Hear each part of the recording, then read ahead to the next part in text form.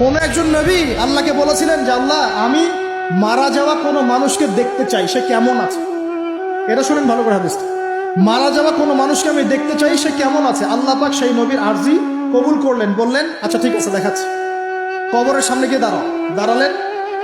1000 বা 2000 বছর আগের কোনো ব্যক্তি যে মারা গেছে তাকে কবর থেকে চিন্তা করা, নবী দেখছেন এবং সে ভয় থরথর করে কাঁপছে, এখনো ভয় থরথর করে কাঁপছে।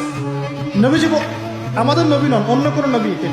সেই নবী বলছেন যে তুমি ভয় কাঁপছো কেন, তুমি কত বছর আগে ইন্তেকাল করেছো, কি তোমার হালচাল বলো আমাকে। সেই ব্যক্তি বলছে আমি আজকে থেকে 1000 বা 1500 বছর আগে মারা গেছি, আমি ভয় কাঁপছি।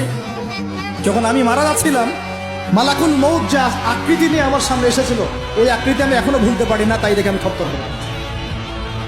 তিনি বলছেন যে আমি 1500 বছর হয়ে গেছে আমার মউতের, কিন্তু আমার দেহ থেকে এখন পর্যন্ত রূহ কবজ করার যে কষ্ট, এই কষ্ট এখনো যায় না। আর এইসব দুর্নীতি করে আর অন্যায় করে মানুষের সম্পদ আত্মসাৎ করে অন্যের উপর অত্যাচার করে আমি ভাবছি যে আমরা কালকে আমাদের মনে পার পেয়ে যাবো।